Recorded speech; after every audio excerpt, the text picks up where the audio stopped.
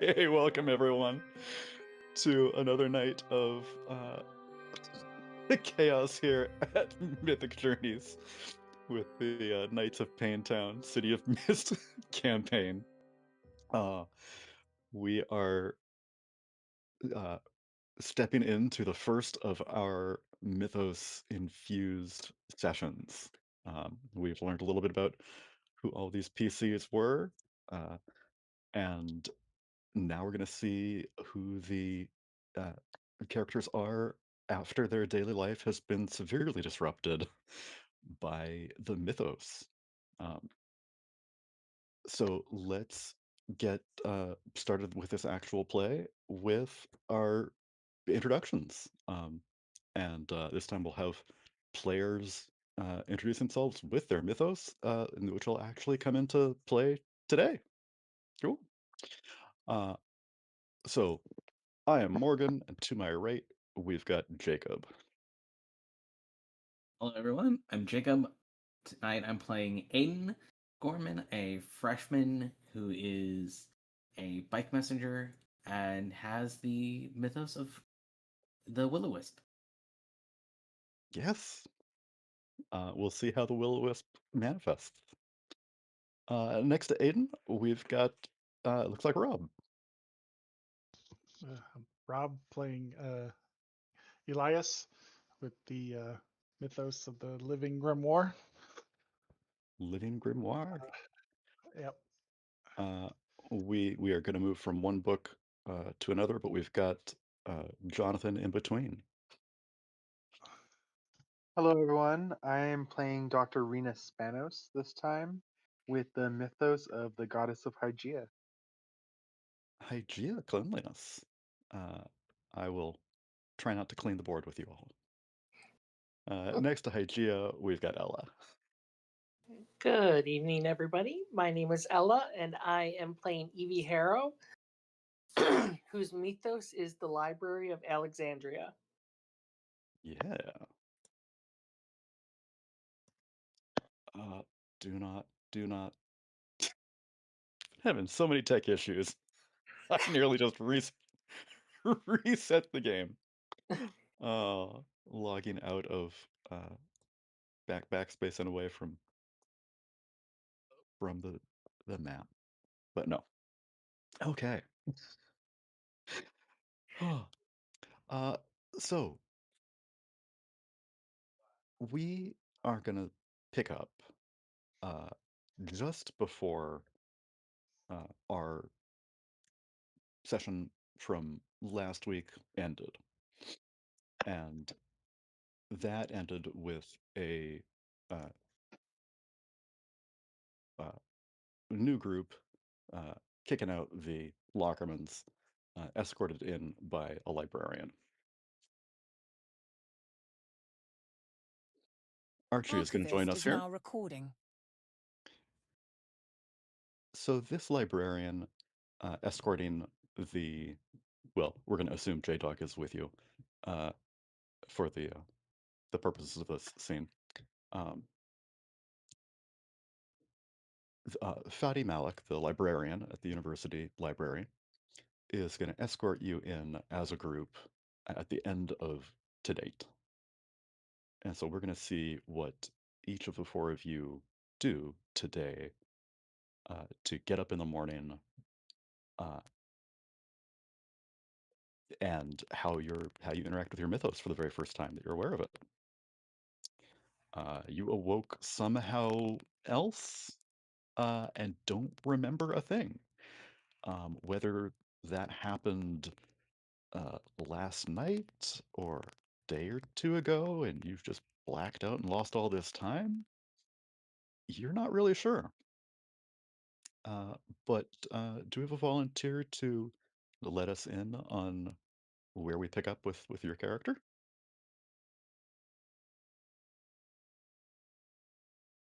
If not, we can just go back to the top with Aiden. Okay. Go. Let's see what the Will-O-Wisp has done to you. Hey, most mornings you wake up and it's the annoying beeping sound of your phone or your alarm clock buzzing. You just reach over and hit it, and try and turn off and get it to be quiet. What you don't expect is to wake up and see it breathe in flames. That gets your attention. And then you're frantically throwing it into the trash can and batting it to put it out. There's no going back to sleep after that.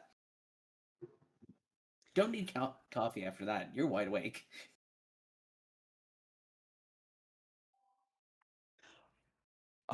Does Aiden have any family? And where are you His living mom. at this time? So still currently in the apartment with his mom, Okay. but she was out still on the night shift nurse. Okay. So maybe Lexi knows your mom. What's your mom's name? Do we have a nice name that maybe doesn't start with uh an L or an A?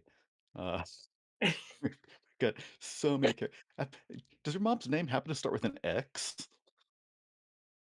No, No, no, her name's starts with an X. I I really don't think Victoria starts with an X. no. Victoria. Okay. Uh, I think there's a name called Shochi. It's a Mexican name. Shochi. It starts with an X. so yeah, we were just talking Xena about starts with Xena. an X. Victoria it is though. Um, Victoria Gorman is a night shift nurse at City Hospital, and Aiden, you wake up to your alarm clock going off. You throw it uh, across the room, and it you know goes out. What happens? Now that it is no longer on fire. Just what? Okay, that was weird. We're not. Yeah, no, this is fine. We're just gonna ignore this. I'm just still asleep. It's fine. Just move on past that and going off and pretending like it's not a thing until later on of running and riding through the city, and you almost get cut off multiple times and yell at somebody somewhere else, and then hey, a trash can right next to them kind of just bursts into flames. Yeah, I mean, that's what happens when you get cut off by an inconsiderate driver. You nearly run off the road, and then the trash can next to you bursts into flames.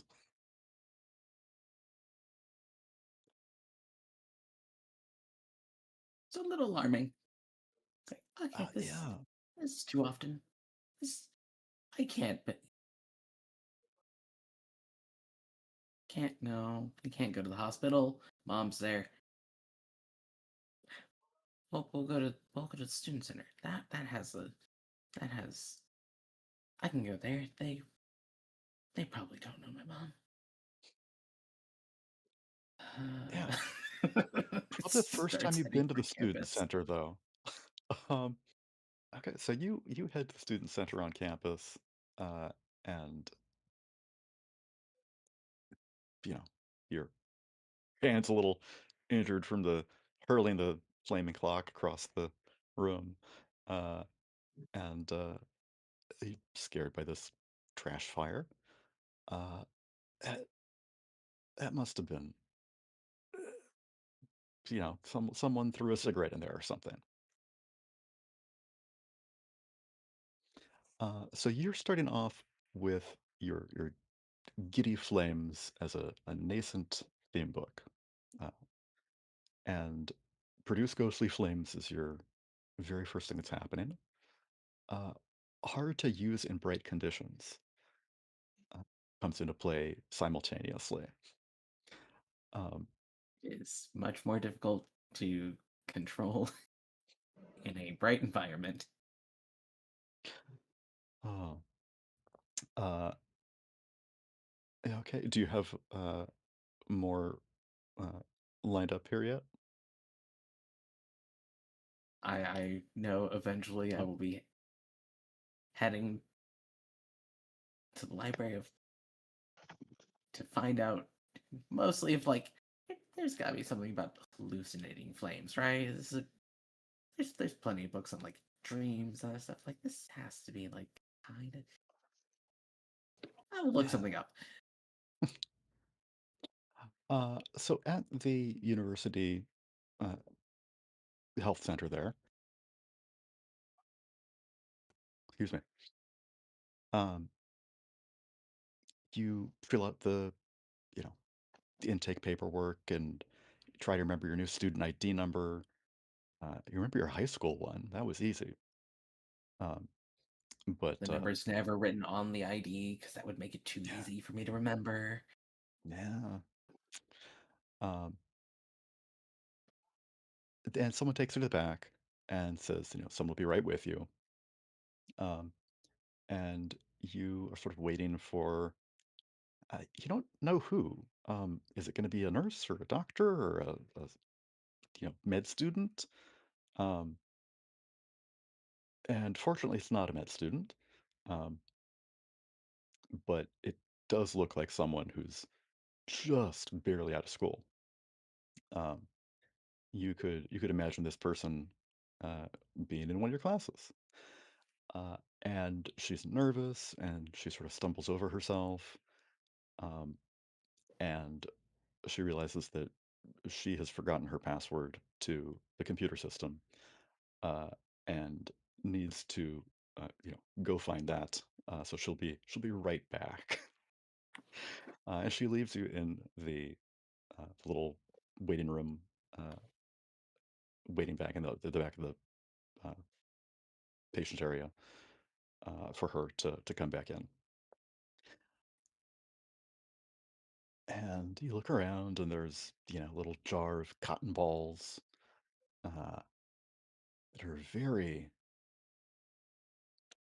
very fuzzy. They're white and very light, and oh, just the just the right sort of thing to ah, damn it. Yep, just the right sort of thing to catch fire easily. Uh, and this jar of jar of cotton balls uh, catches on fire There's next to always you. the sink. There's the sink right there. Like we're just gonna real Yeah, quick grab that, and throw it in the sink, and just turn the water on. It's like just gonna soak all these cotton balls. It'll be fine. Stick my hand in. Just yeah, I'm yeah. soaking my hand in cold water. That's what you do when it's burned, right? Okay, you don't know that's probably a very bad thing to do. Don't want freezing cold there, but uh, cool water, running water would be good. It sort of sucks though that the flame doesn't seem to be getting put out easily. Um, you know, uh, it it's sort of like one of those candles that is like a trick candle and springs back to life. So you'd think just like quickly dousing everything would just put it all out, but it's got a little bit of a life to it that springs back, and you are flummoxed by this and sort of scared. You stumble backwards um, and you trip over that little like footstool thing uh, Mhm. that the front like the one that's always there. Uh, that you trip over that backwards and hit the wall and hit the light switch,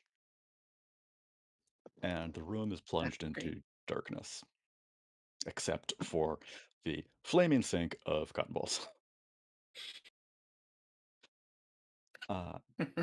And you look at that, and you really, really wish that didn't happen.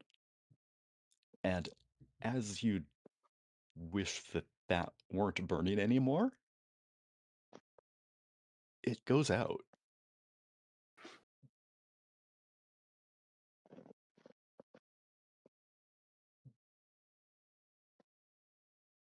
Oh, finally.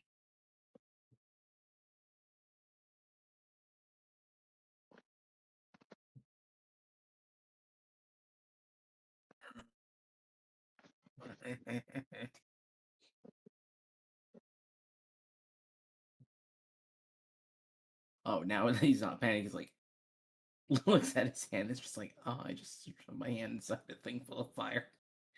You don't seem worse. Okay. It was full of water. It's fine.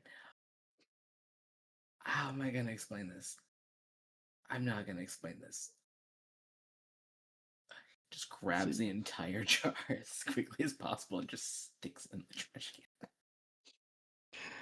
You flip the lights on, look at your hand, grab the glass jar, and toss it in the trash can. You're standing over the trash can when the uh, nurse comes in, and she hears this thunk of a half. Is it half full or half empty? Big glass jar of water with burnt cotton balls floating around in there. Uh, it's like, Aiden, is it? What brings you in today? Uh, and why did you throw that out? What? And she sort of looks around, trying to figure out what might be missing.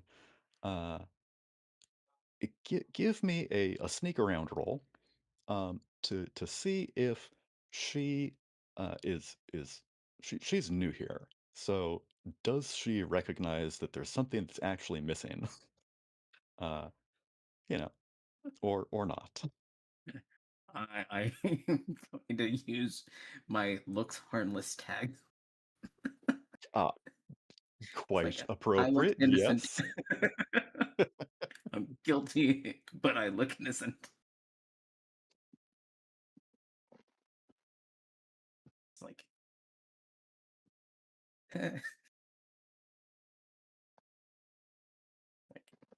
I don't know. Like, I came in Oh, because I woke up and my alarm clock was on fire. And 11. Excellent. Uh, she does not. She's new here. She doesn't know what's supposed to be around or not. So you turn around and draw her attention away from the trash can. And she's just sort of like, oh, I'm sorry I was uh, late here.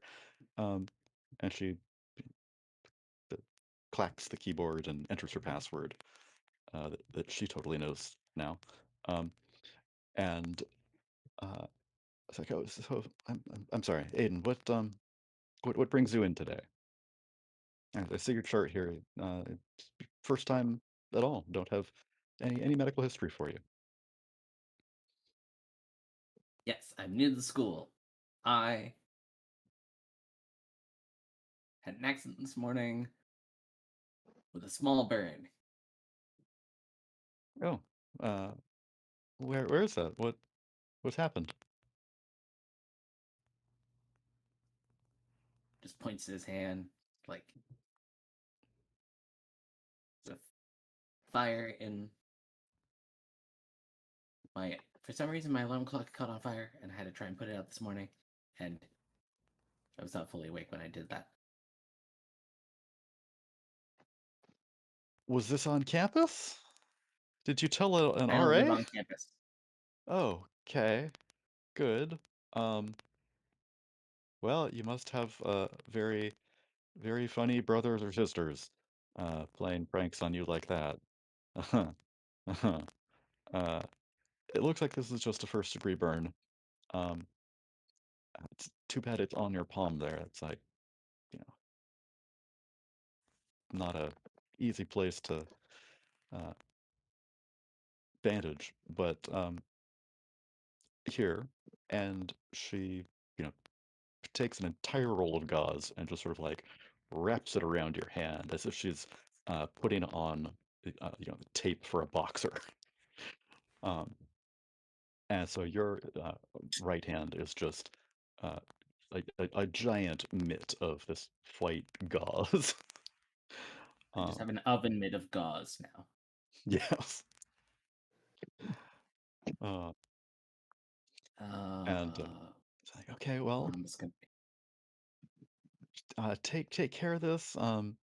I've I've got some painkillers for you here. It's just uh uh what's it's not no, it's a uh ch- ker- kerchifanol? Kerchefanol? There we go. Yeah, kerchefanol. It's two tablets every 6 hours.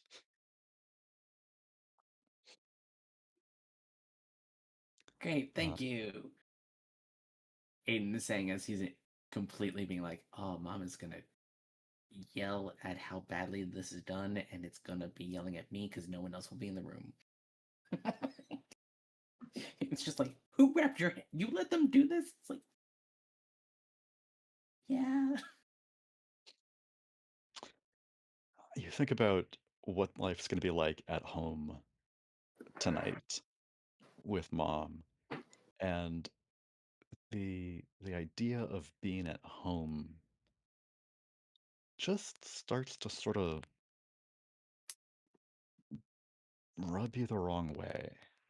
There's somewhere else you need to be, and you don't know where that is, but you do the best to sign yourself out with your left hand uh, and start sort of wandering around campus. Um, it's a week or so into school, um, and you're not lost per se. You sort of got an idea of where everything is. Um, and there's a student newspaper stands and plenty of green space, and you just maybe it was the uh, kercheflinol, but you're feeling a little dizzy, so you grab a paper and sit on one of the benches and start flipping through that. And there's an article about uh, one of the kids uh, that you knew from school, and it's it's a little odd. He was Juan Delamar. Uh, Jonathan, you may recognize that name from the trophy case that the janitor you played uh, cleaned by the pool. Oh, Juan was a, a gold medalist, uh, first place in every swimming event there was. Uh, you know, he did it all. Butterfly, 4x4, everything. Um, and this article is about someone usurping that. And it's interesting because it's not like this person's really doing all that well. For some reason, one has just sort of started doing poorly. Um, and there's some, you know, people who think maybe he's just trying to throw the games for some reason. Um, but he seems to be a little caught between two worlds. Miffed about not doing well, but also sort of happy that he's maybe gonna get to, you know, actually meet people who don't see him as just the, you know, that jock. It's a weird article, and it takes your mind off things for a bit, but you get up and it's more time has passed than you thought. Uh, it is late afternoon, These pills are and weird. you're hungry, and you've sort of got this tug somewhere, and you start walking that. Maybe you smelled some clam dogs that just smelled really good for some reason. Is that what's pulling you this way? And no, there's nothing that you can smell. And you get drawn to the steps of the university library. And we'll wrap up your scene with that.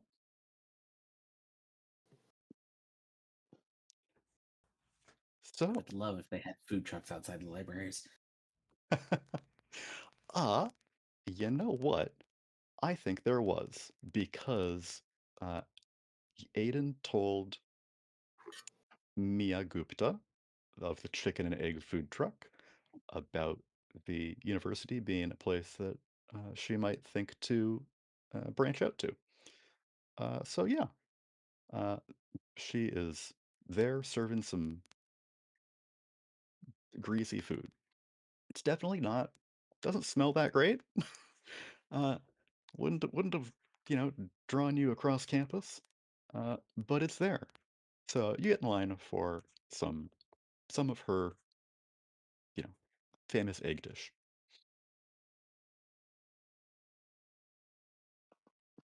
For not Uh, eating all day, this is amazing. um, it's about time for another dose of your medication. Do you take that or not? No, because today is weird, and I don't know these, and I'm already gonna have to deal with stuff, and this is too weird. I'm gonna not take these meds that I don't know. Okay. So then who has our next awakening story? Jonathan, you said something, although we've got Rob next in line in our uh, introduction order.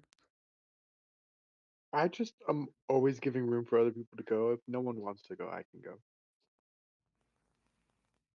Rob, do you want to go first, or should Jonathan go before you?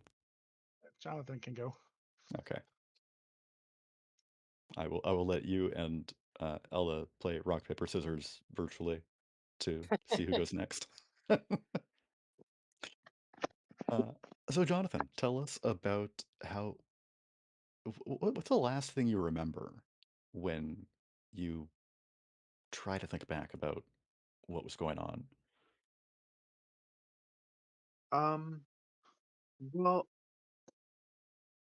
I would say that the best way for it to play out is for so like she kind of goes everywhere looking for medicine tips, types of different herbal medicines and other doctors, Eastern medicine, alternative medicines. She's looking for all information possible. So the last thing she remembers is probably finding this very odd bowl in a shop. Okay. So there is a pawn shop um, in Miller Square that you uh, came across, um, and it was an interesting place. As a overweight man in a uh, white A shirt uh, behind the counter. The whole place smells ugh, weird.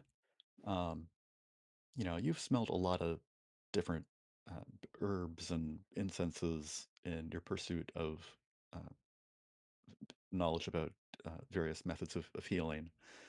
But there is something just wrong about this. Um, the smoke that permeates the second chance pawnbrokers is like a sort of lavender colored, but it it smells like burnt oranges. Um, like past the point where the orange peel and oil would ignite into a nice soft uh, fragrant fruit, and it's sort of this putrid scent. Uh, but you do leave with this interesting bowl, uh, and that's the last thing you remember. Uh, you sort of felt like you probably didn't get a good deal on it, but you do have it now, right? You wake up.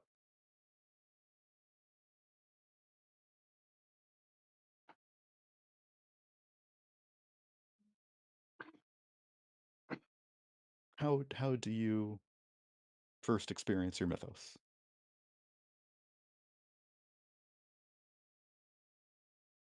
So I would say I don't have to wake up in my house, do I? No. Can I'd like to wake up in my lab. Okay. We know where J-Dog is waking up. You wake up in your lab. Okay. Um, Um, we've and the we've way been that there I first before. Yeah. is through Anthemos becoming. He has a psychic connection to me. I can hear his thoughts. Mm-hmm. That's where the my mythos would first start. Is I would awaken in my lab, not really like currently working on something, a medicine, but not really knowing how I got there and why I was what I'm working on. And then I would hear Anthemos's thoughts. He Okay. Well, also, because I flipped the book now for him. I saw that other people had flipped their books, so I started working on flipping my book. Um, Anthemos, Secret Friends is his psychic connection to me. Asclepius Serration is his healing bite. His ability to heal people through biting them, like with he'll his a little being love different, bite. a little love bite. And then the sickness is that he's as knowledgeable in medicine, like almost doctorate level as I am. He knows and understands sickness. He can like hunt sickness basically. Ah, okay. Um, So most likely on whatever I'm working on that I have no idea is in front of me. yeah. So it is, um, you know, too early for anyone to be there yet. Uh, and you you look down at your lab bench and your notes, and uh, you've you've scribbled a little bit as to what you had been starting on, uh, but just this brief couple of ideas, hypothesis about this new way to combine a certain herb with a different salve that you'd been experimenting on. Um, and you, you groggily open your eyes and sort of you hear this hissing uh, just as you start to awaken. And at first you're worried, like, is this a gas leak? Is one of the burners on?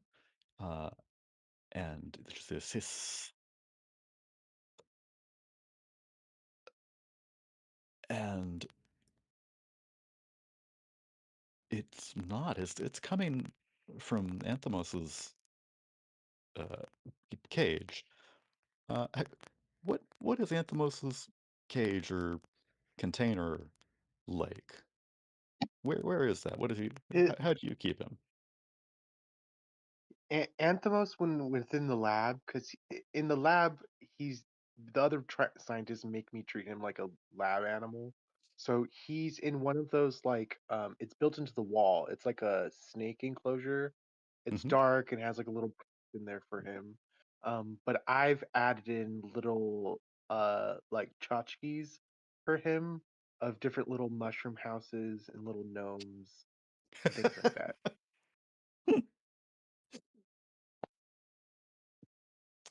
uh, so this it- Anthemos is letting out this uh, very long hiss, and you go over to sort of see what's going on, and lift up the cloth that keeps him in the darkness there. And as soon as he sees you reacting, that hiss turns into, so you're up. It's been quite a while.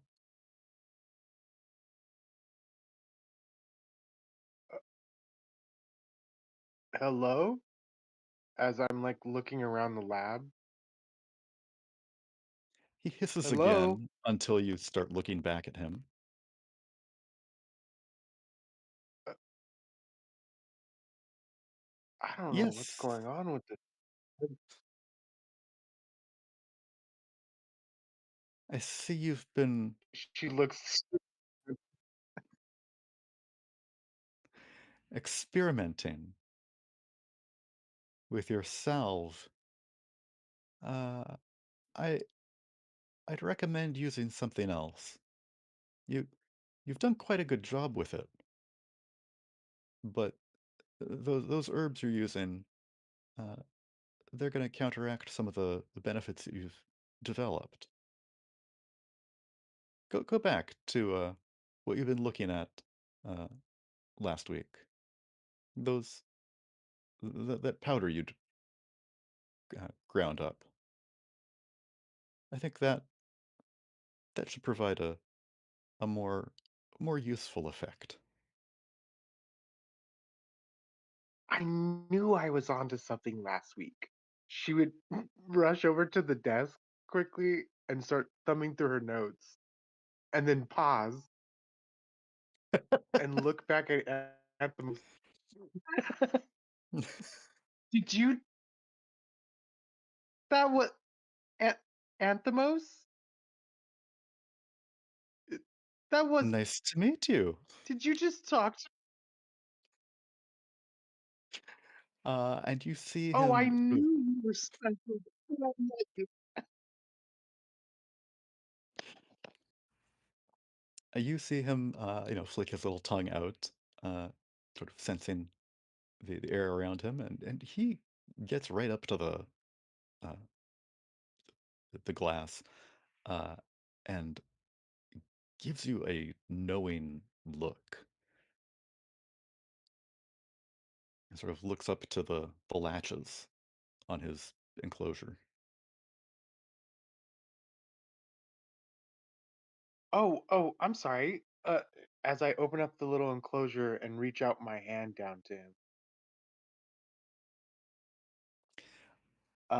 Anthem usually coils up, like mostly for grossed out by it, but he coils up my arm, like around my armpit and up around my neck. So he's like Okay. kind of on my shoulder. He doesn't do that right away like you expect. The first thing that he does instead is to bite your hand. Just briefly. And you pull back a little bit, uh, just more out of shock and surprise than pain. Um, you're used to, getting uh, bit scratched and injured, uh, burnt yourself on uh, Bunsen burners, uh, because you're so caught up in your work that you forget what's going on around you. Uh, and your head starts to clear a little bit. You hadn't realized just how fuzzy your thoughts were. Uh, your, you know, grogginess as you woke up, you just assumed that was normal. But then the distraction of your talking snake and wanting to throw yourself into your work again, you stopped focusing on how you were thinking and feeling. Uh, but now it's like this this warm washcloth is getting pulled over your brain inside your skull. And it's just sliding from the front of your forehead all the way on top and down the back. And as it slips off your brain and reveals each little ridge, it just feels like this breeze and this coolness, sort of as your head starts to clear up a bit.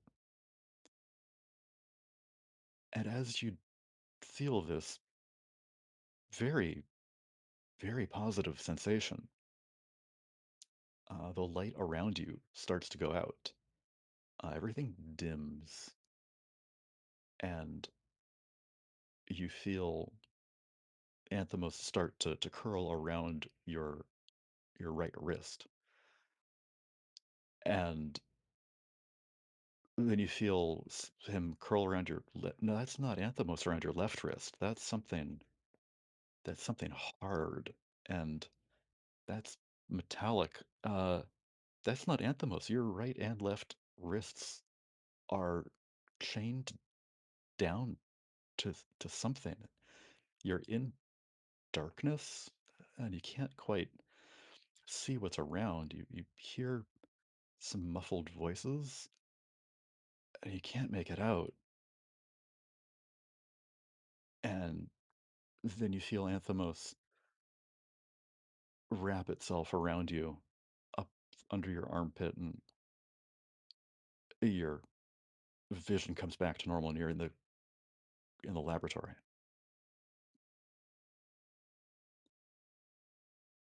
And it's scary and interesting and somehow more real than what you just experienced the first 10 minutes of being awake. Something something's getting dredged up from an experience you don't remember. And you try to hang on to it and figure out more about what happened, what was going on, and it slips away, and you just can't get it. So you turn back to your research. And Anthemos hisses in your ear and gives you little pointers on uh, where in your notes to refer back to, and you get caught up in your work. And he it hisses and starts talking to you. Uh, do you want to play more of this scene out? I would just say that she would most definitely have the thought, after becoming more clear-minded from the bite, that she would be she studies everything. So she would be so intrigued by what she was experiencing. Something happened to her. And Mhm. so when she returns back to the table, the first thing she does is makes a new file and writes patient 1 on it, referring to myself. Yeah, probably patient 0 then. Uh, so No, you start she's putting scribbling notes patient 1. madly. Okay, patient 1. Um, and you, uh, you try to get down everything you can remember about what's going on. Um, give me an investigate roll. Okay.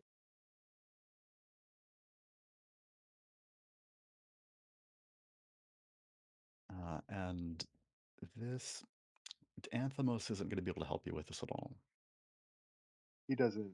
No. The only one I have is in-depth deduction from my routine. Okay. What Anthem is in a Sherlock Holmes.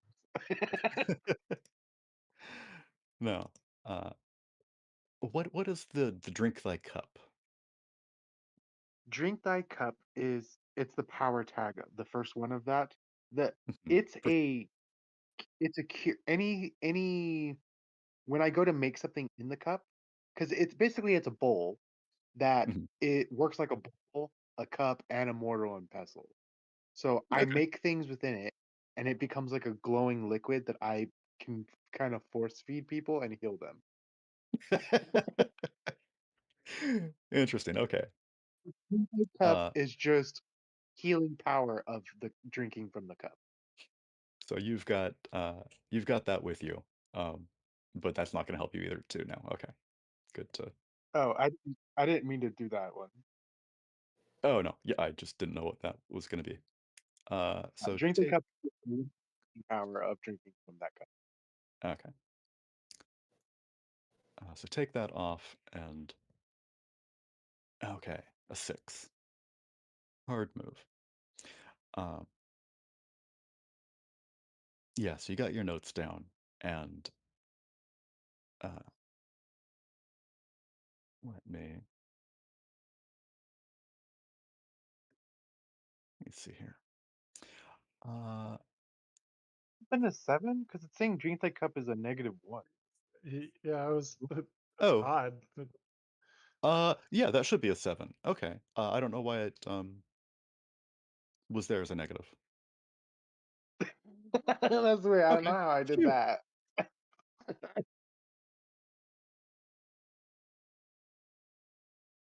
I get 1, 2. Okay. Um,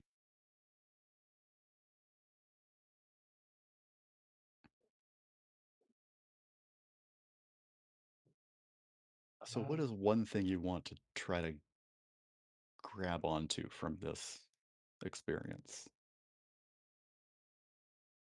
I would say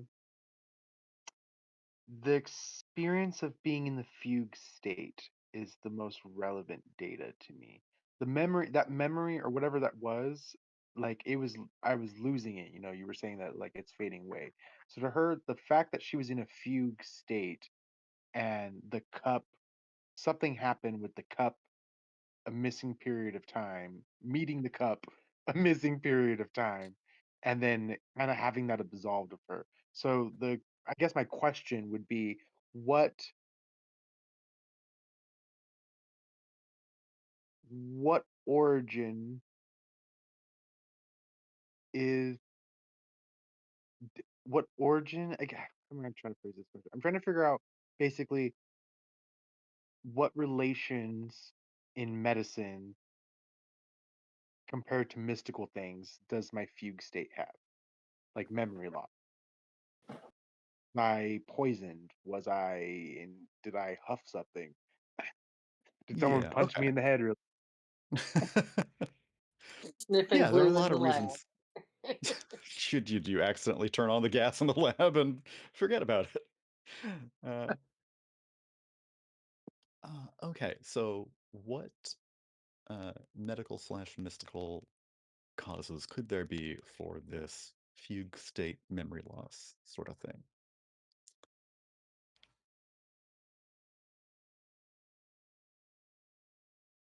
I can either make this a fuzzy incomplete or part true, part false clue, or I can expose you to danger.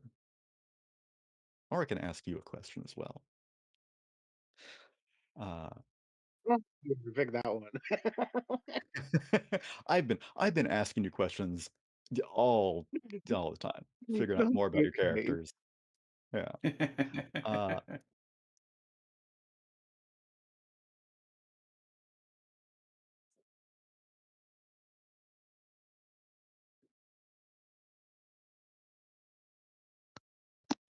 126.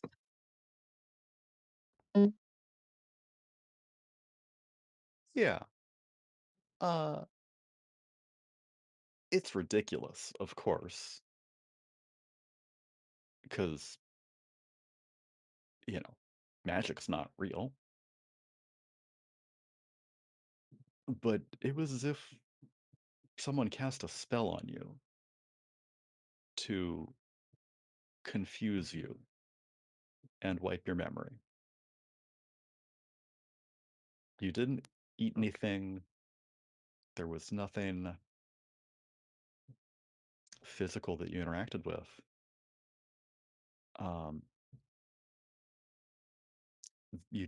There was this voice you can't place, sounded sort of familiar,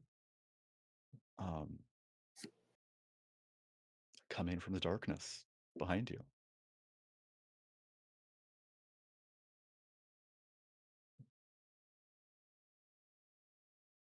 Okay. And with that, you black out.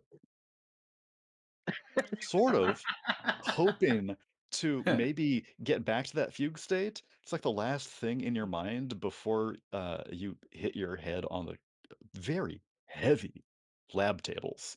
Those things that they are well built. So you're gonna take a status there. Uh, Head whack 2.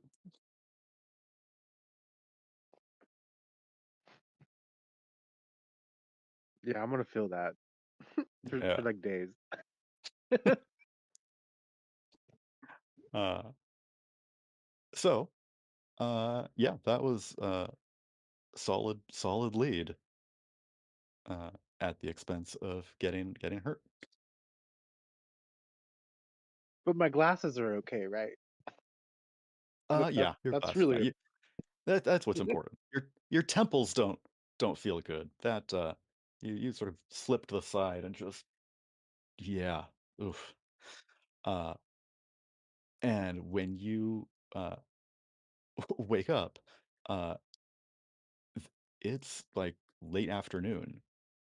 You didn't have any coworkers come in, or they did, and they ignored the fact that you were like unconscious on the ground. But there's no one there now, so that's uh, a bit odd. Uh, Wait, is the weekend? You're so busy. Might it have been? But it's getting a little uh towards dusk, and you feel this tug, and it it pulls you out the door, and you grab your bag in your bowl, and Anthemos sort of rises up, not like a sort of like a cobra, uh, just lifts his head up and sort of looks at you as you, like in this daze, sort of gather your stuff and you close your notes, scribble a couple last things down before you do, and slip that into your bag and head out the door. And Anthemos slithers back behind you and follows you towards. Oof, I don't know what. Is that clam dogs?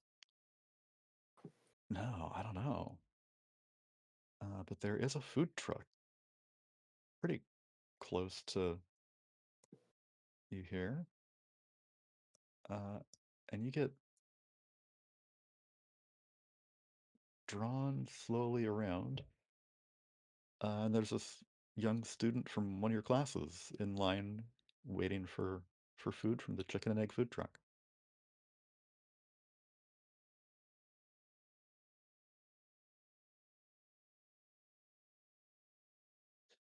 Okay, so it is time for virtual rock, paper, scissors. So it's gonna be 1, 2, 3, shoot. I can go next. On shoot, both of you just yell out a rock, paper, or scissors. Unless, Ella, would you like to go next? Or would you like to play rock, paper, scissors? I'm willing to go next. Okay. Yeah. Okay. Good. I have no problem with that. No. Nope. That's not what I wanted to open. I was thinking as a new sister food to clam dogs, we could have octopus tacos. Octacos? Gross. There's a lot of texture. There's a lot of texture. It's the treat that grabs you back. See, you're on the marketing team already. Yeah. Yeah, octopus tacos. Maybe that's in the food truck. I will have to run that by Raina, who used to play Lexi. She may be coming back in a couple months, maybe towards the end of summer. Possibly with a food truck, possibly not. But I Cool. will, yeah, let her have some feedback on what sort of food goes in. Go with your name, Taco. It sells itself. Like Tacos. Yes, I think so. Clam dogs and tacos.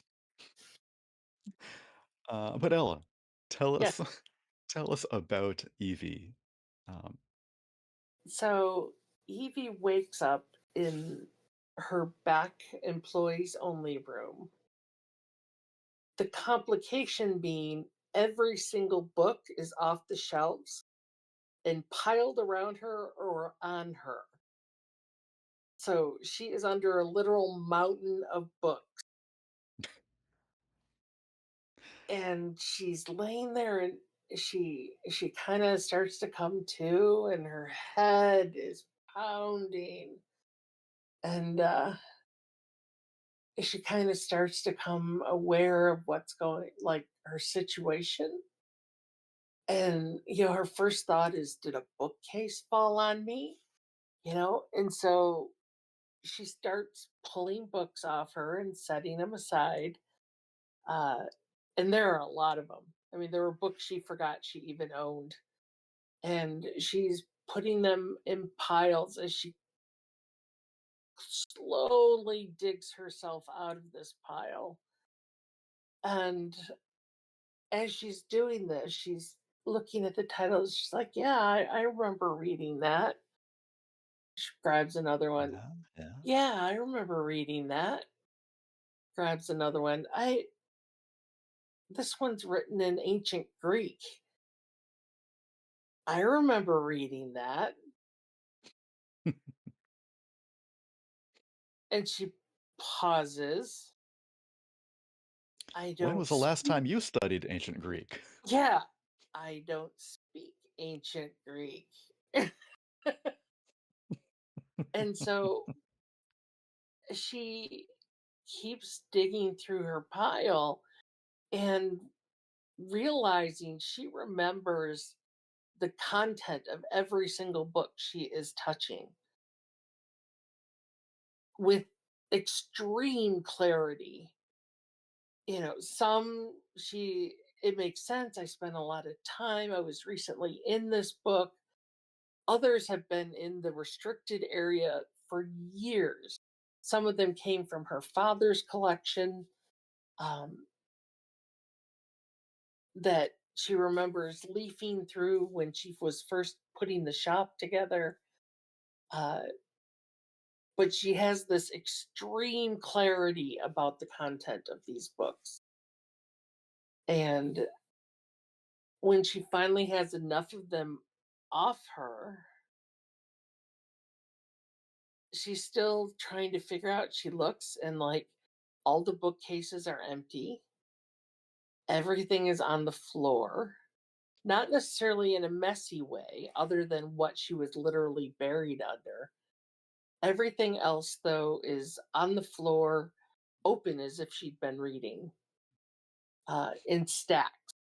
But there's an open book on top of each stack. And she can't figure out what in the world happened. And as she's trying to think about it, just her head is pounding. And so it's probably a caffeine withdrawal headache. She's like, I don't think I had coffee wait a minute, this morning? Is it morning? How long have I been in here? And she'll look at her watch, and it's about 11 a.m. Well, it's 11. She doesn't know if it's a.m. or p.m. until she gets out of this room. Yeah. But the cup of coffee on the table when she checks it is ice cold. So she's obviously been here for some amount of time. And so she's going to leave the back room and go to the counter and look out the window. And it is pitch black.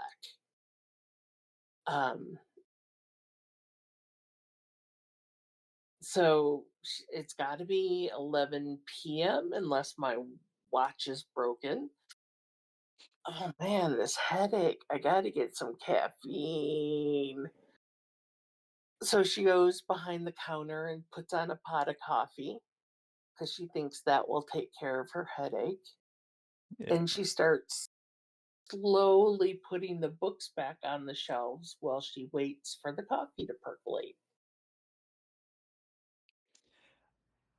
As you put those on the shelf, you feel the rough texture of a recently bound cloth book. It's got that sort of tight weave to it, and you start reshelving that, and there's this little like tingle in your fingers uh, as it leaves your hand and back on the shelf, and you pull your hand away. There's just this like tingle that feels like a connection to that still. And you reshelve something else, and the smooth plastic uh, protective covers on some of them, the supple leather, and there's this weird tingle through each of them as you reshelve this. Um, and it's sort of exciting as you do. Uh, you're looking at all these books and the spines of some of them have titles on them. You're like, yeah, I remember this. Interesting. And it takes, 5-10 minutes for your coffee to brew, and you're able to, shelf a shelf or two uh, back, sort of. Are you putting these back where you thought they were be, or is this now a chance to like reshelve them in some other order? Now that you It's know it, what's in all of them. yeah. Now, now that she knows what's in them, she would shelve them in a more logical order.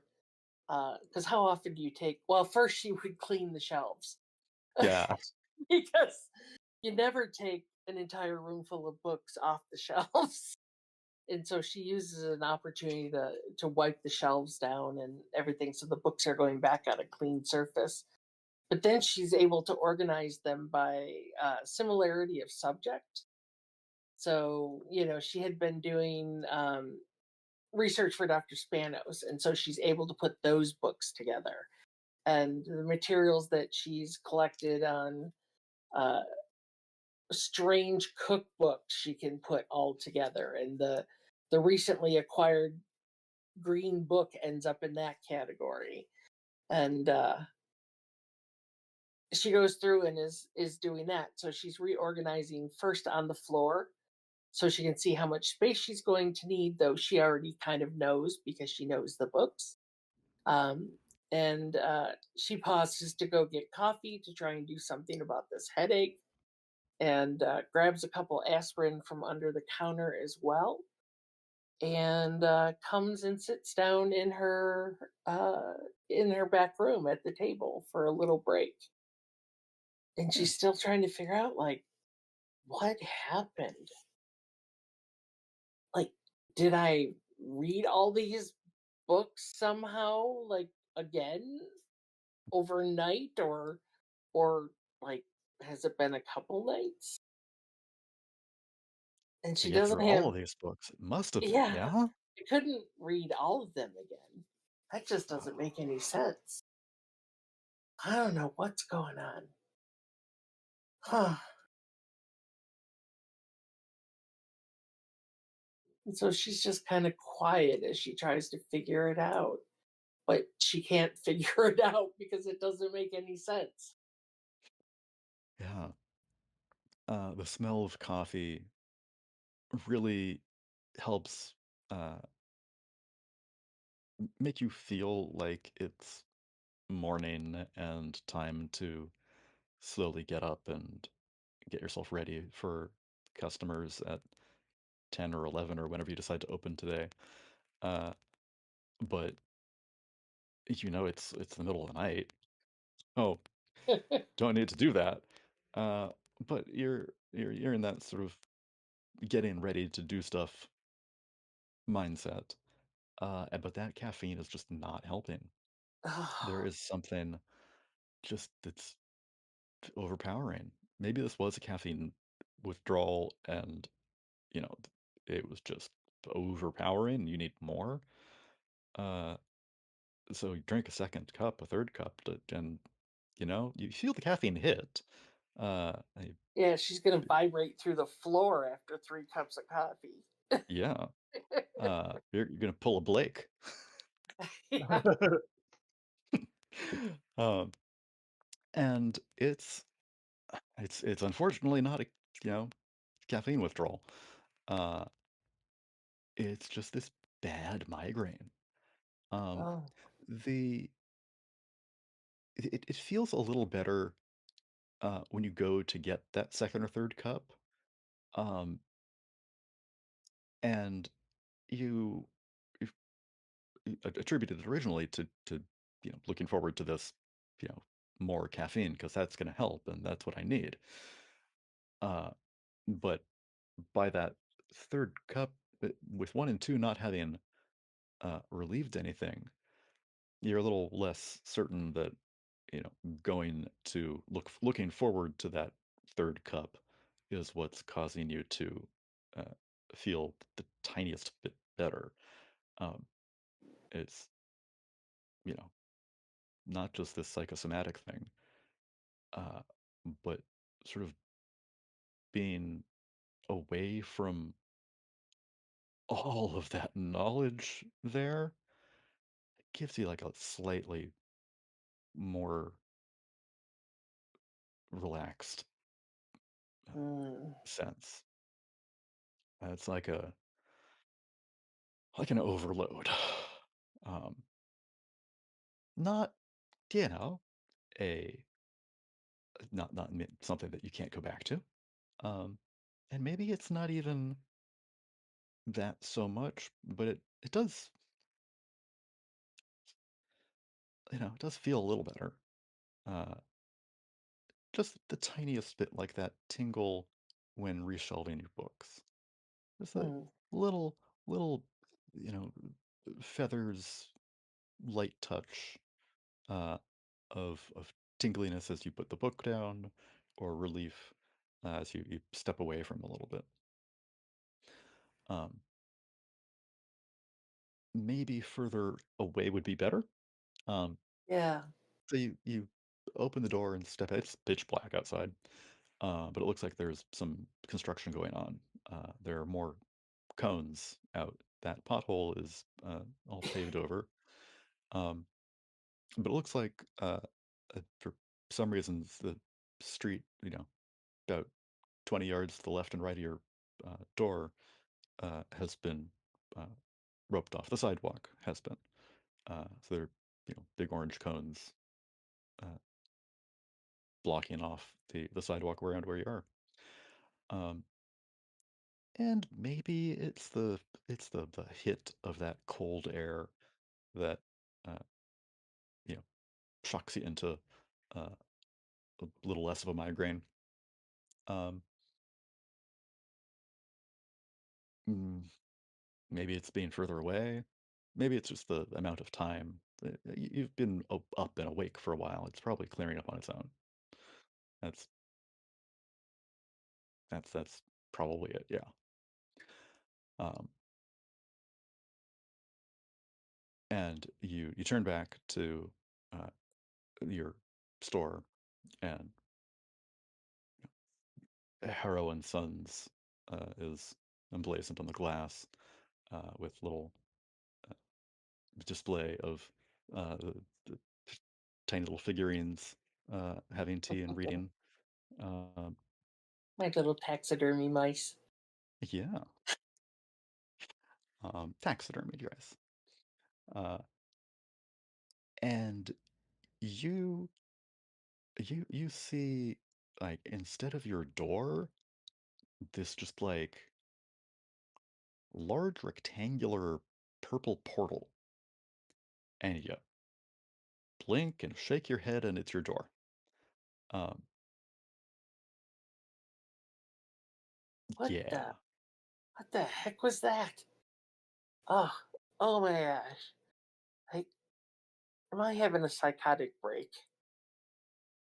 Like, is this bad? This feels bad. It Maybe there's definitely feels something. abnormal. It feels Yeah. abnormal. Yeah. Maybe I should lay down for a little while. Yeah, I should lay down for a little while. So Do she you go goes, home to do that or go inside? uh, she goes home to do that. Okay. So she will lock up the shop and head home. It's not that far from the shop. Um, and she will, despite the caffeine, I'm pretty sure she's just going to fall asleep because this Yeah. headache is killing her. And sometimes sleep is the only way to hit the reset button on a migraine. Yeah. So she changes into her jammies and crawls into bed and like is out like a light. um, yeah. Uh, I want you to um, face danger against your migraine. Uh-oh. That's not Okay. good. Let's see. Face danger. I don't think I have anything that's going to help. Nope. Let's just roll and see what happens. A 4. Okay. Full Oh, status. oh, Yeah. Oh, dang. okay. What a Uh, terrible roll. eh, it's it's tough to get to sleep. The migraine is keeping you up, but you do. It's the migraine, the caffeine. It's hard to get to sleep, and when you do, it's fitful. Um, so we're gonna give you uh, tier 2 stat, huh? Of drowsy Hmm, drowsy 1, so maybe tired 2. Yeah, there we go. So that's gonna be a That's gonna little suck. draining. Yeah. But something you can easily, uh, you know, take care of with some downtime, Hopefully. recovery, a good night of sleep and whatnot. But you wake up and it's uh, an unfortunate, you know, 7 a.m. Um, and you try to get back to sleep and you get another hour or two, but it's like just that drifting in and out where you're like, I I could sleep a little more and that would be good. I need more rest. Was I just asleep or not? Did that I think I'm in a different position. Maybe I just rolled over. I don't remember. Do you look at the clock or not? Yeah. If you do, you're gonna She's know the still got her time and watch on, so she'll look at her watch. okay. Yeah. Uh, more time has passed. It's like 10 o'clock now, and uh, that means that you don't get to actually get back to sleep and try again. Uh, Mhm. you did, and now it's 10, and it didn't really work. Help. It didn't help. Yeah. So, you know, if there are going to be people at the store, you know, it'll be on your schedule. But you've got a lot of work to do to clean that place up.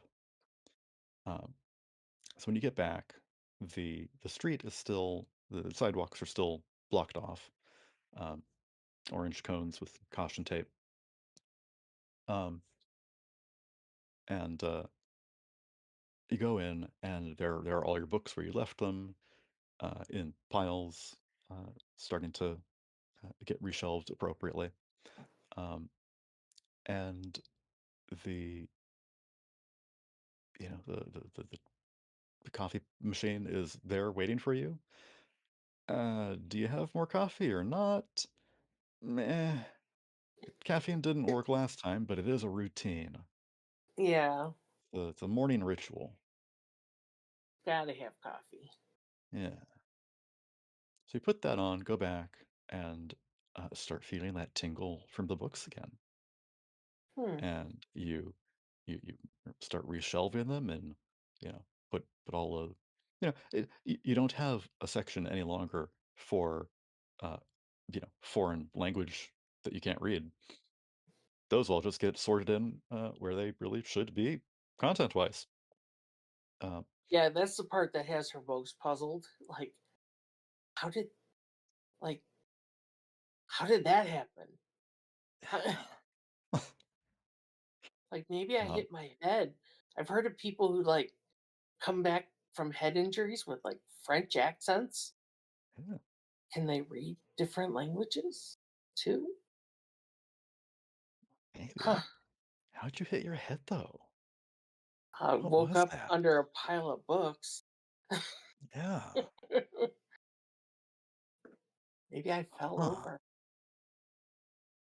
That could be. They were all off the shelves. Oh, Yeah, crazy. I don't that's know. just crazy. Yeah. Uh, and so you get back to work. Do you have anyone coming to see you that day? No, no appointments. Okay, no Well, I appointments. don't know what day it is yet, but if she's been unconscious for more than a day, she didn't schedule any appointments. Yeah. So Um,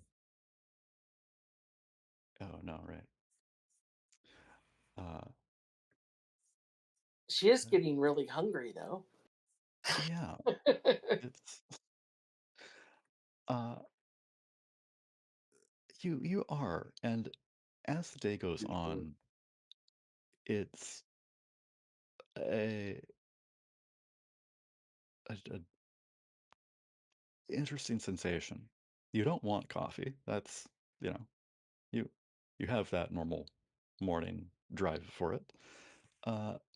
But this is something else. Um, and you start getting pulled out around, 3, 4 in the afternoon, uh, and you sort of just let your senses take over, and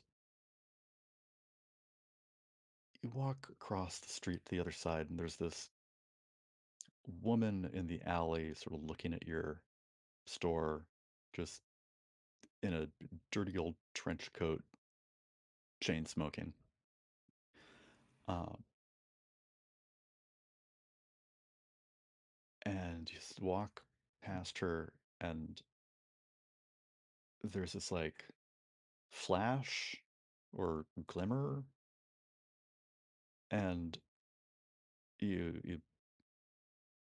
sort of glance back over your shoulder, and she is in this elegant gown with a necklace uh, woven uh, like a like a friendship bracelet sort of Hmm. weave made of red yarn around her neck. Uh, and you just keep getting drawn away towards the university. You look back again, and she's chain smoking in a trench coat. No, um, don't know what that was. Yeah, Uh, I must have hit my head. yeah, and you find your way over slowly, block by block, making your way over to the food truck where uh, Dr. Spanos and Aiden are in line. And it doesn't smell good, but it's definitely something that brought you here.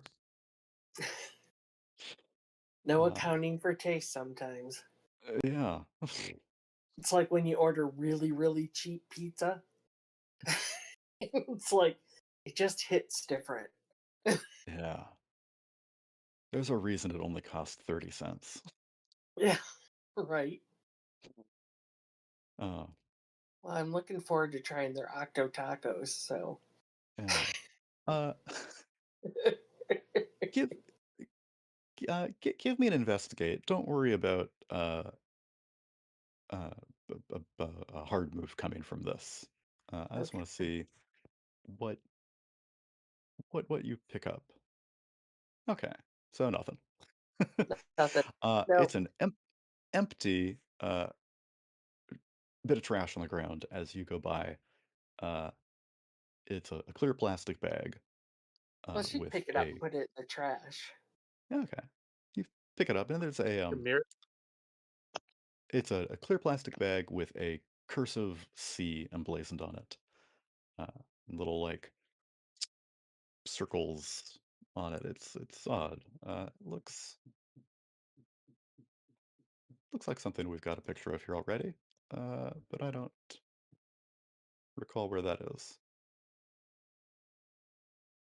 Here we go. But I don't know how to show You that to you. posted it? Oh, Yeah, I will put that over in Discord for you quickly here. okay. Oh, I'm DMing that to you directly. I didn't intend for that, but that's what's happening. Oh, okay. It's like That candy works. swirl or something. Yeah.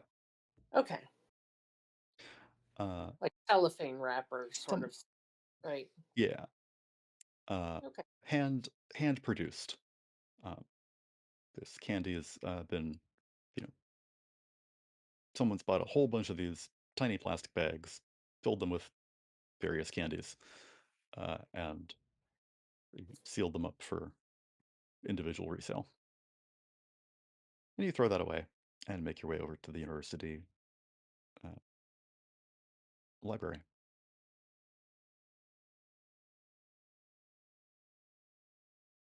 Dun Okay, dun dun. Rob. Dun dun dun.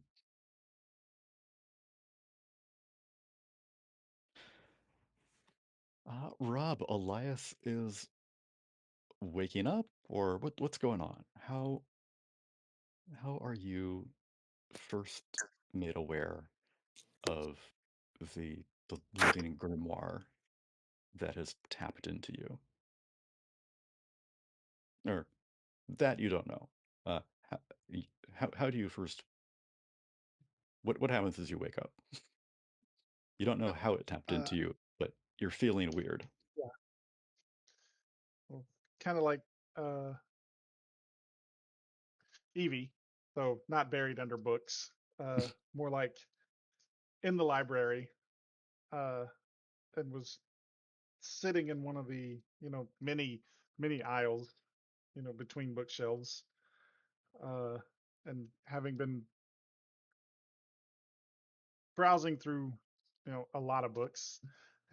So he's got a few stacks of books that kind of tower next to him, uh, and had fallen asleep, uh, or whatever. And then Yeah, between all of those, but he was in the back of the library, like one of the kind of yeah. Back in far like the reaches of the building. storage, Uh, Yeah. back where Uh, the books are shelved in those bookshelves that are so tall they reach floor to ceiling. You got ladders going up, yeah. but they're also on like rollers. You can crank the wheel at the end Yes. to roll them and put them all tightly against each other, so that if you need to get down one aisle, you can make room for an aisle or two on the huge wall of these. But there's so many bookshelves that there aren't aisles uh, for everything. They can all get slid uh, tighter together. So you're coming to uh, between two of And those. not sure what time it is. Uh, so I guess looking at his watch, and it's way past the time the library was closed. Uh, so somebody either didn't check back here for somebody when they closed it, or just left him alone. Uh, who really knows? So, and looks like everybody else, got a killer headache. So instead of caffeine withdrawals, it's in his mind, he's thinking dehydrated. He hasn't drank enough water. Yeah. Uh, so that's first thing. It's what he does. In being in the library, he knows there's a little break room area, so maybe he could go get some water. But when he stands up, that's kind of when he realizes all the books stacked around him, Hmm. and then kind of sighs. It's like realizing, okay, I'm gonna have to put all this back. It's like, but I'll do that when I'll just do that when I come back. Uh, and then he'll make his way to the little break room to get some water. Yeah. Uh, Uh, it's a ways from the entrance. The library is laid out so that it's easy access for all the people come in. Patrons can find what they need, whether that be uh, reference or a librarian uh, to help you out, check books out, um, book drop to return yours, and then back further, there's study rooms, uh, so people can come in, get the books they need, go back to the study rooms. Even further back, there's a little area for staff, um, and the break room's small. It could be an office. There are a couple offices, and uh, they were but this has plumbing, so it's got some water for you. There's a refrigerator in here, and uh, you know, it's a nice little refuge. Emphasis on the word little.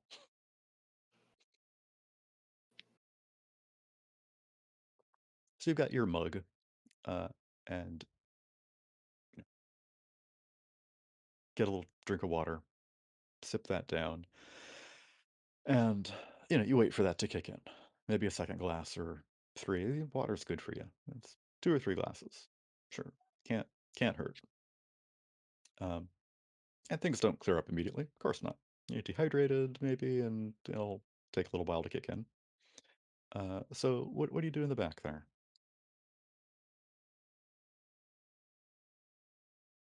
Uh,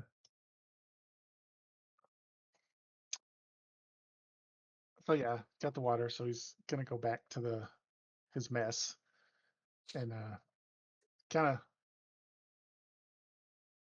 start picking things up and to basically putting them back where he had gotten them. Some of them having to climb the step ladder, and realizing that this headache is just really making it hard to focus on the task at hand.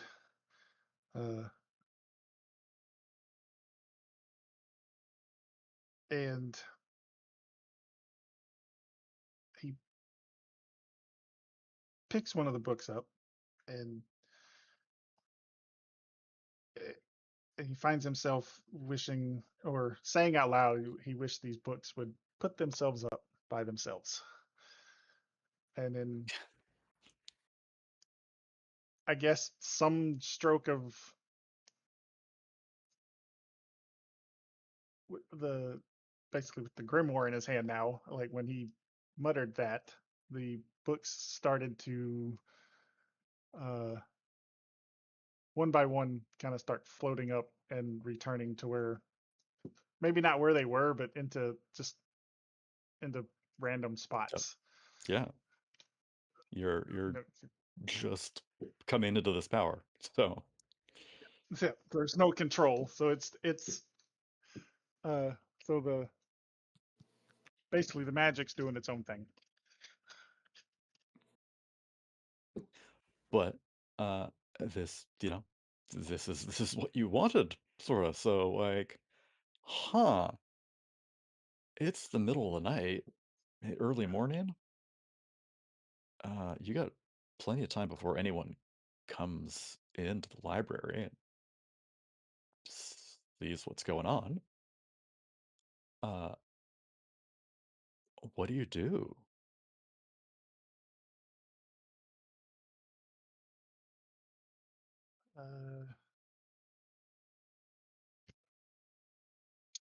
What does he do?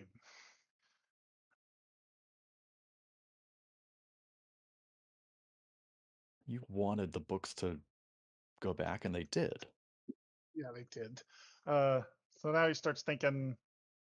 He thinks, so looking up and down the aisles that he's standing in, he looks at a certain book that's way up above him, and says something to the effect like, "That book should come to my hand." You were able to put books from the ground up, and it comes from up down to you. Huh. He's like, so the fact that this is happening, he's like, "Am I dreaming? Or maybe Yeah. some wild, vivid dream or something?" Oh, what's this water then? Damn it. Don't drink too much. Did someone leave your What was in hand the in a cup water? of water? Yeah. What was in the water? What was in the water? Uh, You look down at your mug, and it is your mug. So you didn't accidentally drink something someone else had wanted. No, you filled that mug up with water on your own. You go back down to the little staff room and check the other mugs in the little cabinet. And yeah, they're all empty and dry. Uh, you're looking for maybe like some uh, some liquid or powder that someone spiked the drinks with, maybe, or like trying to, I don't know. I mean, it is, if someone did want to do something to you, this is your mug, and they would have been able to know that you were the only one who was going to drink out of it. God, is it that, is that reference librarian Scott? Is he trying to pull a prank on you? I don't know. He's not the sort of thing he would do, but the only person you can think of might have.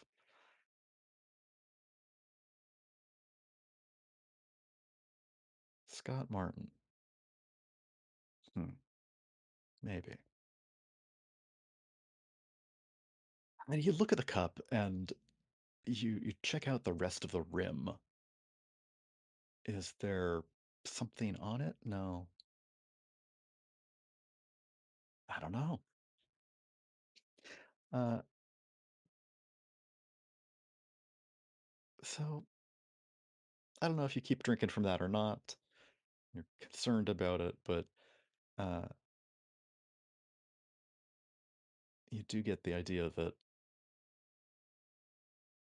maybe, maybe putting books on shelves and bringing books to you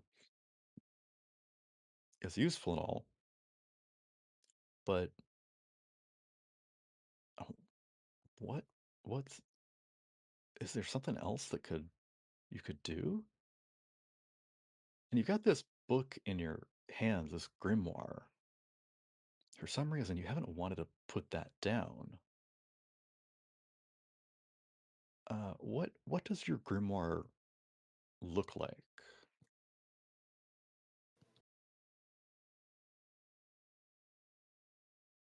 Hmm. Does it have any sort of decoration on it? What's the cover made of? It's Is this leather a book? bound, Leather bound? uh, Okay. maybe with some gold uh, trim. Uh, kind of maybe it kind of looks like a one of them old, maybe an old style encyclopedia. Hmm. Nice. Is this something that you remember having shelved back there in the past? Uh, it is not something he remembers touching. Okay. How do you feel touching it now?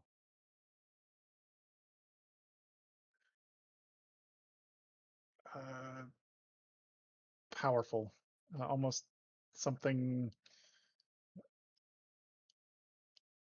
like a there's an energy in there, air around him that seems to kind of tingle. Hmm. As you close it and look at the cover and the gold inscriptions, open it up and start flipping through it, and it's the smell of old parchment just wafts through the air. And smells, it's got like a hint of vanilla to it somehow. Um, but that old parchment just comes through. Uh, and and it feels right. Sure, this is your job. You're doing this for your, you know, what you need for your uh, student work. but this feels right in a different way. And you start looking through your grimoire, and the words on the page just sort of wash over you. You don't quite process that they are words and paragraphs. It just sort of flows into you. The pages, they seem blank, but as you flip through, you can feel the different senses from each section. The first few pages, the book feels warm, and you flip past that, uh, and the pages start feeling smooth, and you keep flipping past that, and all of these blank pages, they they feel blue. You keep flipping through more, and they feel like the sound of the ocean.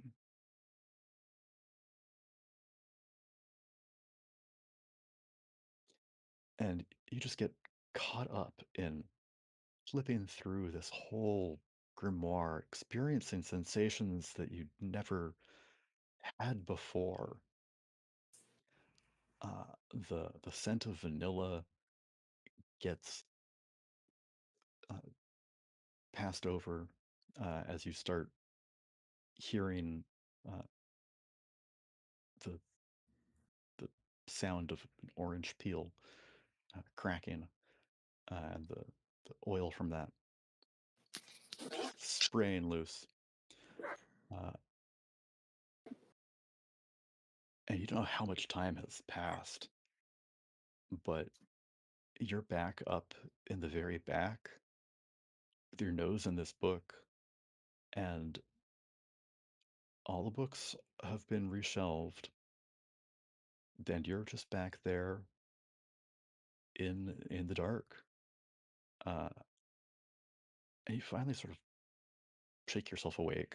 Um, it's felt invigorating and empowering to have flipped through all of this, and I can't quite say that you've read it, but you've experienced a lot of it. Uh, I, yeah, it's interesting. Um,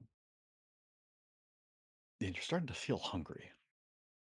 Uh, it's it's been a while since you had anything to eat. You had that water, a few cups of that, and uh, maybe you should get something to eat. And there's this sort of sense that you need to go. Maybe it's not that you're hungry. You are hungry too, but there's something more to it. There's this tugging at some part of you that you haven't felt before. You don't know what's drawing you out back downstairs. And as you go out uh, into the main body of the library, you see that there are students who are studying. There are people in cubicles, uh, Carol's reading away, and it's just this sort of glossiness to what's going on. Uh, you don't even know if you're supposed to work today, but you're here anyway. Uh, and someone sort of looks at you and asks a question if they could get some help or something. Um, but you don't understand what's going on, and it's not that important. There are other people to handle that. And you get drawn outside down to the first floor, uh, past the uh, librarian's desk, ask the book return, and out into the quad. And there are people starting to gather there. New food truck. And it's certainly not the food that is drawing you out here. It doesn't smell great. Um, but it feels right.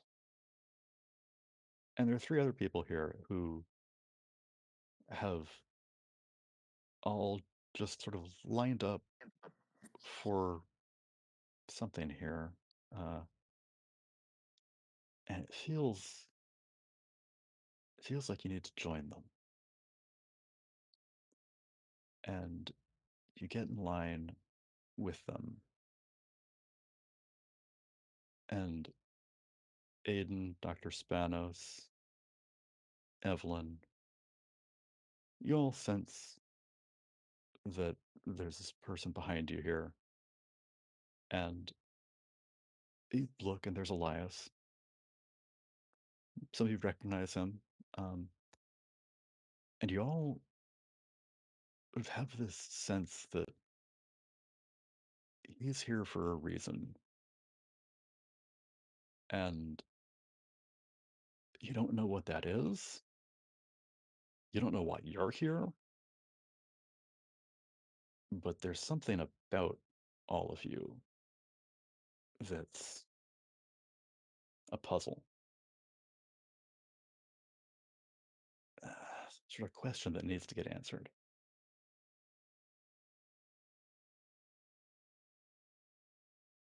And we will get into that after a quick break. So, let's take 5, get some real water to drink, and we'll be we'll be back shortly.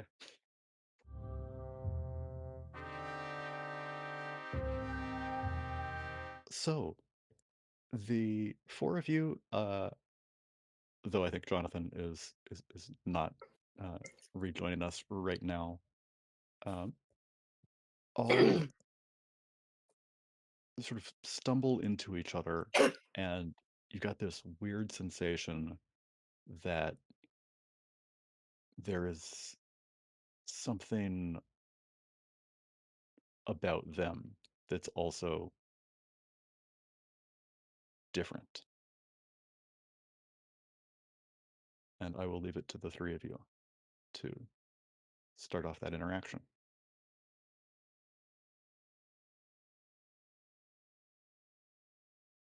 Aiden will wave slightly the bandaged hand, just be like, "Hey, y'all having off days too?" Yeah. You could say that.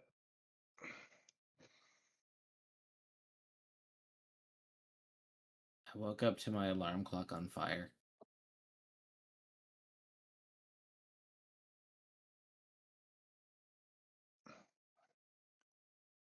I Wife's woke handing up me under a the phone. stack of books.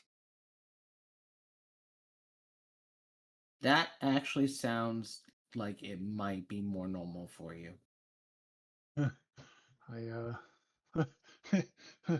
something similar. I woke up surrounded by books. Quietly says nerds.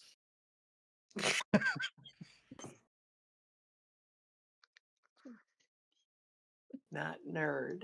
I'm an academic. Paid nerd. Listen here, kid. She's only in her like early 30s, so it's funny her calling me kid.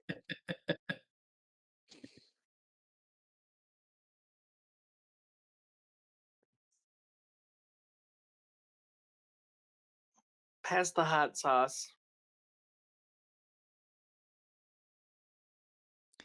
Hot sauce makes it taste much better.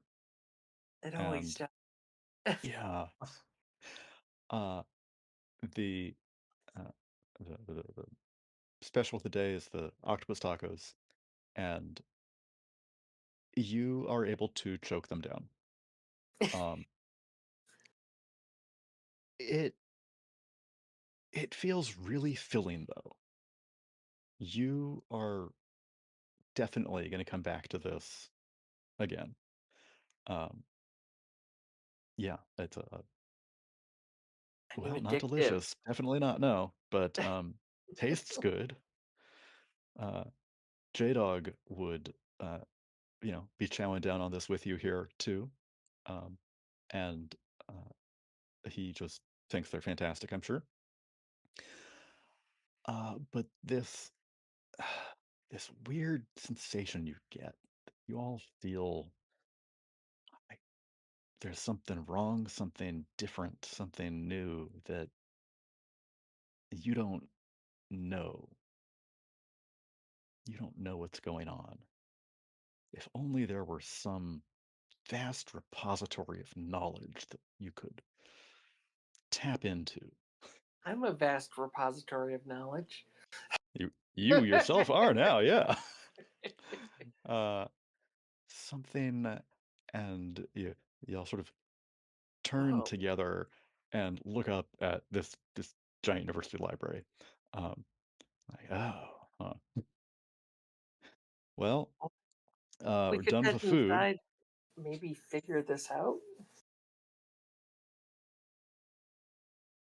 There's What do gotta you? be something in there that can either explain why I might be hallucinating flames, or at least how to bandage my hand better, because the student center did a terrible job at this, and I can't go home with it like this.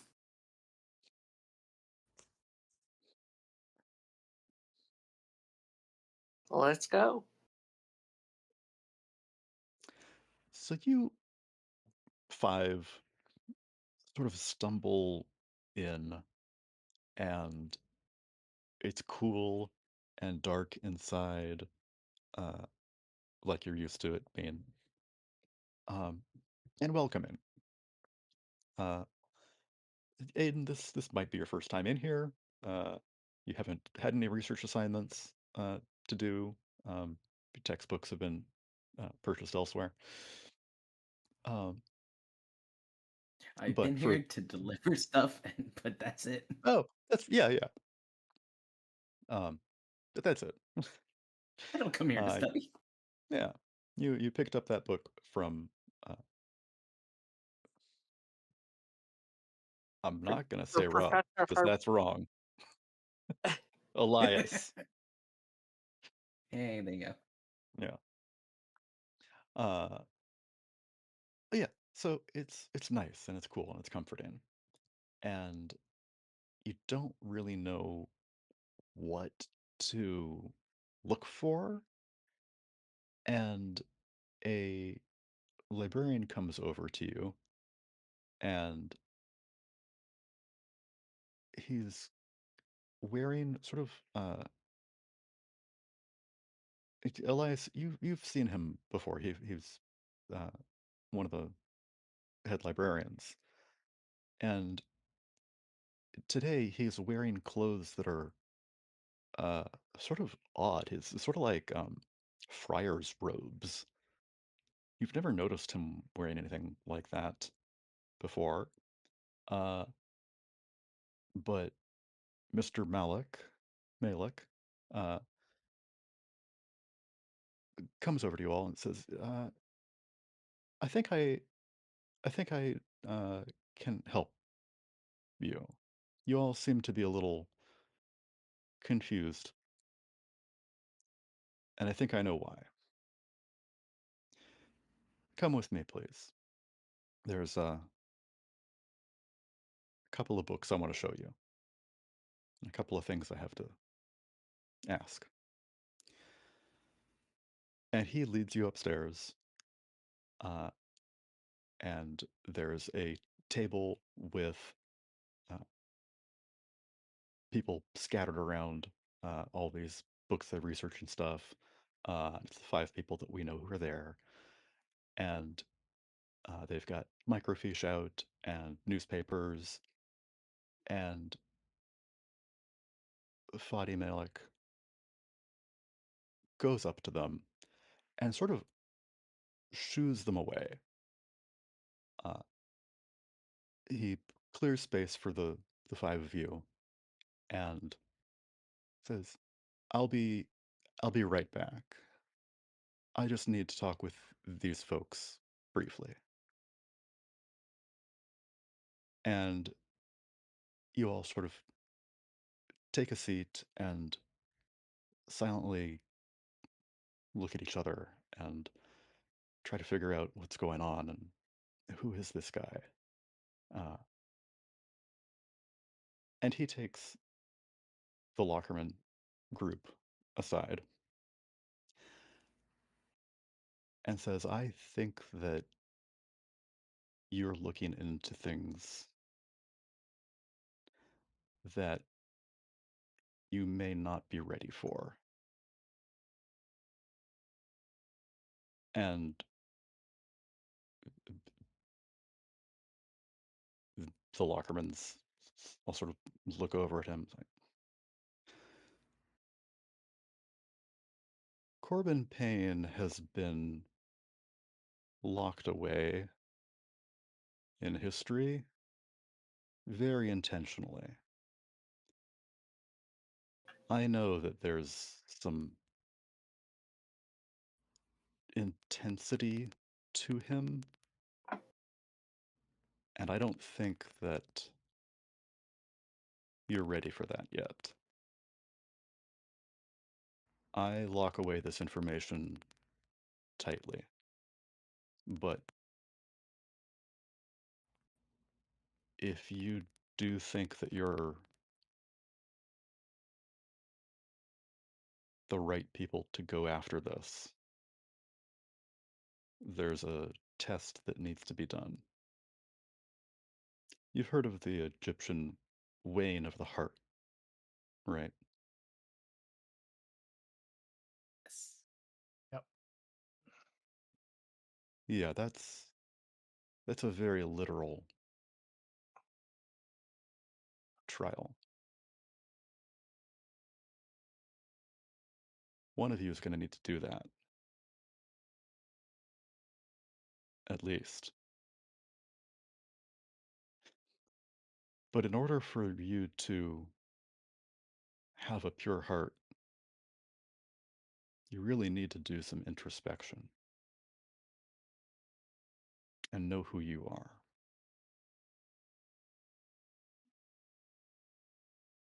And that takes work. It's not for everyone, but if you think it's for you, show me. Look in. What do you see? Who are you? When you think you've got more of an answer, come back. I'll be here. I'll be at the city library. I'll be wherever you need to be. But this knowledge is old power. I don't know if you're ready for it. Only a few people have ever tried to learn about Corbin Payne, and those who have gone to find him haven't been able to again. This is a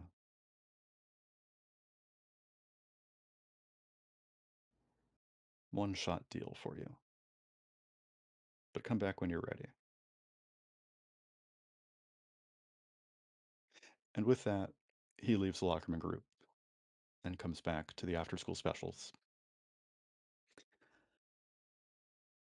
You're not like other people. I think you know that. There are other people like you. And he doesn't mention the Lockerman group. There are other people like you, and you'll get to know them. But be careful. There have been some people with powers like you who have lost them. And I haven't seen that happen before. They've been awakened very confused and depowered. And something's not right. You're right on the edge of things here. So perhaps you're the perfect people to figure out what's going on. I'll I'll let you know more, but it seems like you all have some getting acquainted to do. So I'll leave you to that. And we will lead with that next week. Hopefully we'll have all 5 of us back together and be able to kick off Season 2's first case. So thank you all for joining us tonight. Thank you all for playing here. And we will see you in 7 days. See you next week. Everybody later.